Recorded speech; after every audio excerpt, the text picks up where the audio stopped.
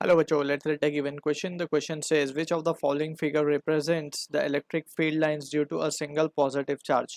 So हमें चार options given है और हमें बताना है कि positive point charge के लिए कौन से which diagram represents the correct electric field line diagram. So सबसे पहले तो we need to understand what exactly the concept behind the electric field lines is. So it is a imaginary lines that we draw around the और in the vicinity of the charge. Let's say अगर हम मान लें कि we have a positive charge, ठीक है ना, and if we wish to find the at point P which is at a distance R के इलेक्ट्रिक फील्ड की स्ट्रेंथ कितनी है due to this charge capital Q. So what we do is we put a test charge on this point P, right. And ये charge के ऊपर ये जो capital Q charge है जितनी फोर्स लगाएगा, so that will represent the intensity of this charge, जो कि हम फॉर्मूला लिखते हैं E bar is equals to force on test charge upon magnitude of test charge, right. So test charge ऐसा चार्ज होता है जिसकी खुद की इलेक्ट्रिक फील्ड नहीं होती, right. So this is what the intensity formula of electric field we need to remember. अब कुछ इलेक्ट्रिक फील्ड लाइंस के बारे में कुछ इंपॉर्टेंट पॉइंट्स है that we need to remember. There are various important point. सबसे पहला पॉइंट है कि नंबर ऑफ फील्ड लाइंस इसे हम इलेक्ट्रिक लाइंस ऑफ फोर्स भी कहते हैं, क्योंकि यहाँ पे हमने देखा कि वो फोर्स लगाता होता है टेस्ट चार्ज के ऊपर. Number of field lines is directly proportional to magnitude of charge. Magnitude of charge, इसका क्या मतलब है कि चार्ज की वैल्यू अगर 2q है लेट्स से, सो 2q की जो चार्ज होगी लेट्स सपोज प्लस 2q का चार्ज है, so it will B let's say हम मान लेते हैं कि वो 3 लाइंस निकाल रहा है. सो अगर ये 4q का चार्ज होगा, सो 4q का चार्ज 6 लाइन निकालेगा.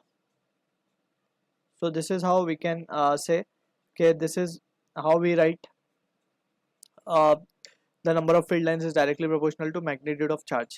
अब second important point we need to remember is two field lines never intersect. Two field lines never intersect. अगर वो intersect कर जाएंगी तो at a point we will be getting two direction of electric field which is not possible, right? So इसीलिए two field lines never intersect. अब कुछ और important point जिसके बेसिस पे we can solve the question, क्योंकि बहुत से points हैं regarding electric field line that we need to remember. एक और इम्पोर्टेंट पॉइंट है यहाँ पे, that is electric field lines if come across a positive charge. Let's say we have a positive charge, यहाँ पे पॉजिटिव चार्ज रखा हुआ है एंड यहाँ से कोई इलेक्ट्रिक फील्ड्स आ रही हैं, फील्ड लाइंस आ रही हैं, राइट. एंड ये जो फील्ड लाइंस हमने ड्रॉ की हैं they are equispaced. And equispaced का मतलब ये है कि this are line representing the uniform electric field, right. और ये जो स्ट्रेट लाइंस है it might be coming from wire which is having और linear substance which is having a positive charge, उनसे ये लाइन निकल रही है. सो ये इलेक्ट्रिक फील्ड लाइंस क्या हो जाएंगी, इनसे रिपेल हो जाएंगी, दूर चली जाएंगी, right. So this will be the case के पॉजिटिव फील्ड जो लाइंस होती हैं वो पॉजिटिव चार्ज के आने से क्या हो जाती हैं, रिपेल हो जाती हैं. वेरएज अगर हम बात करें नेगेटिव चार्ज अगर होता है यहाँ पे तो वो अट्रैक्ट कर जाती हैं. लेट्स से कि कहीं दूर से इलेक्ट्रिक फील्ड लाइन जा रही होती, सो वो पास आ जाती है इसके ऐसे करके, यहाँ से जा रही होती तो इस तरीके से नज़दीक आ जाती electric field lines. These are electric field lines. So ये कुछ इंपॉर्टेंट चीज़ें हैं और पैरामीटर है that we need to remember, ठीक है. सो इसी के बेसिस पे now we can answer the question. हमसे बोला जा रहा है पॉजिटिव पॉइंट चार्ज है.